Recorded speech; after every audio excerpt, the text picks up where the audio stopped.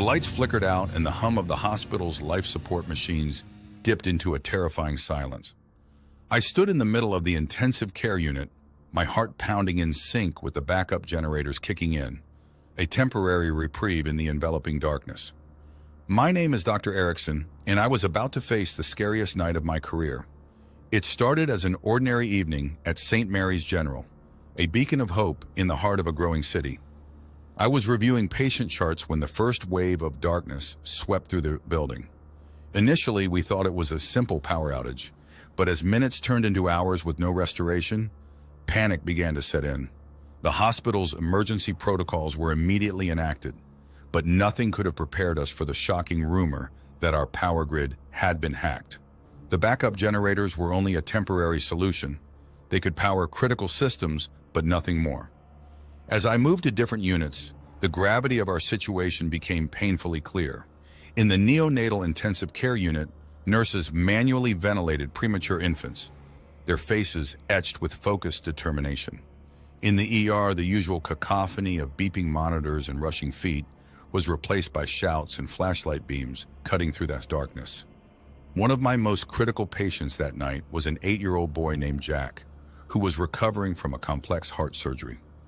His life depended on electronic monitoring and precise medication, all disrupted by the outage.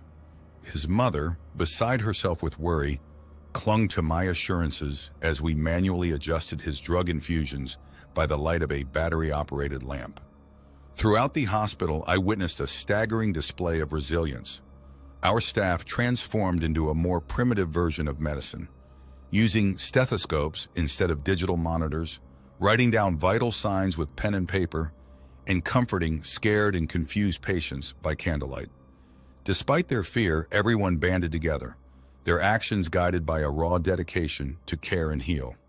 Reports from my colleagues about the chaos outside was just as palpable. The city was a shadow of itself, shrouded in an unnatural darkness. Sirens wailed in the distance, a haunting soundtrack to the unfolding crisis.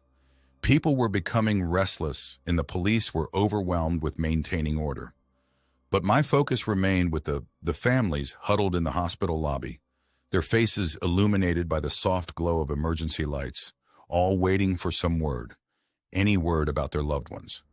As the night wore on, the reality of our vulnerability sank in.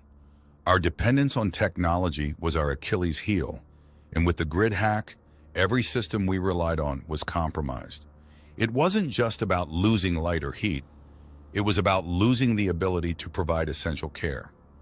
The hospital, a place where life often hung in a delicate balance, was now teetering on the brink of catastrophe. Around 3 a.m., a sense of despair began to seep in. The generators, our lifeline, were running low on fuel. I overheard administrators frantically coordinating with the city, trying to secure more diesel.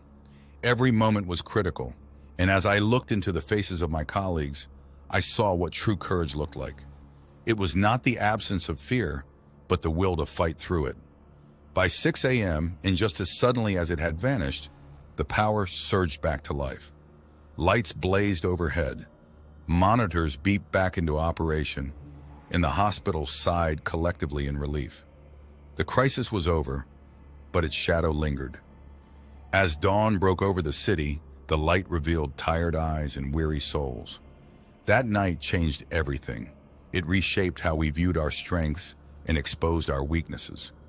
More than anything, it reminded me of why we had chosen this path: to serve, to heal, and to protect, no matter the circumstances. As I walked through the now bustling corridors of the hospital, I realized that while we had been plunged into darkness, we had found an even greater light within ourselves.